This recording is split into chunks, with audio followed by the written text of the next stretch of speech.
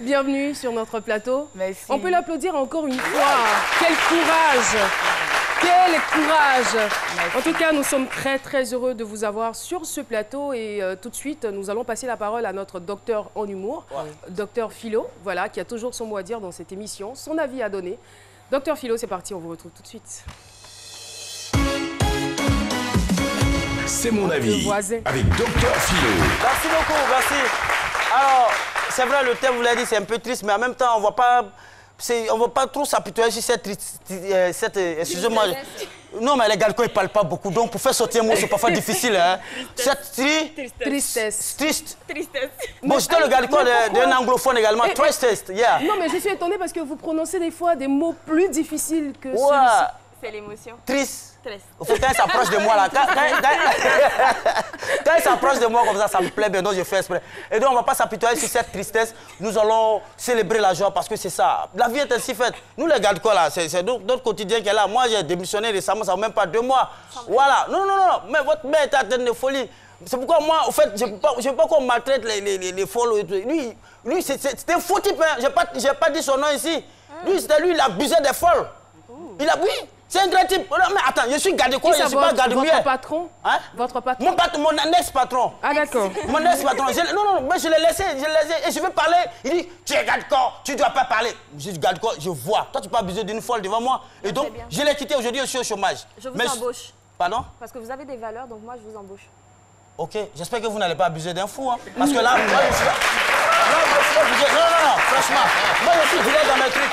Et je le disais tantôt, non, mais c'est la vie, c'est la société. Il ne faut pas regarder les gens parlent, il ne faut pas regarder les gens. Je suis sûr qu'à un moment donné, on vous appelait, quand vous voyez dans la rue, on vous appelait FIFO, c'est-à-dire fille de la folle, FIFO.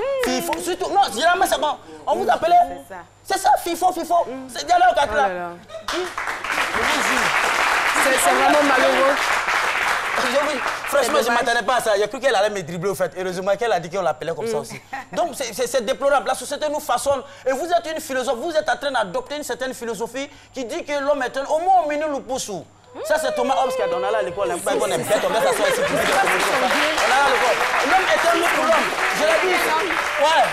Au moins, au minimum, le pousse. Là, c'est à langue philosophe à l'époque là-bas. L'homme est un loup pour l'homme. Et c'est l'homme qui nous fasse. J'ai dit à un moment ici, à une de mes émissions, qu'un bébé chinois, vous le prenez, vous l'envoyez à Niakaramadougou, il va parler le sénifo. Parce que les sénifos l'auraient façonné à leur manière.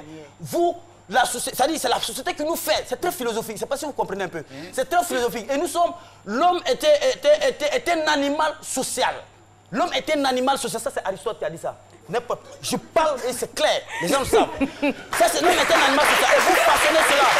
Et vous, personne ne conteste, en fait. Vous avez bravé toutes ces railleries-là pour vous construire vous-même. Et vous êtes vous-même, vous êtes naturel. Vous n'écoutez pas les gens. Votre mère a connu la folie. Ça, c'est un moment de tristesse. Mais qu'est-ce que vous faites pour combler cette tristesse-là? C'est ça votre rôle aujourd'hui. Moi, mes 2 parents étaient fous. Ça, c'est une confidence. Non. Mais attention, mes 2 parents, moi, mon père, chaque fois... Moi, je préfère ne pas me prononcer. Non, mais 2 parents étaient mon père. Chaque fois, il disait à ma mère que non, tu me rends fou, je suis fou de toi. Et elle me disait que là, tu me rends folle. J'étais fou de ça. Donc, j'étais fou. Donc, je vais dire qu'aujourd'hui... Ils étaient fous l'un de l'autre. L'un de l'autre, voilà. Okay. Mais il y avait cette folie même dans la maison. Donc moi, je dis qu'ils sont fous. Donc eux m'ont mis au monde. Moi aussi, j'ai bravé tout ça. Et aujourd'hui, je me suis dit aussi moi-même. Et donc, c'est ce que vous avez fait. Et vous aussi, vous êtes fous.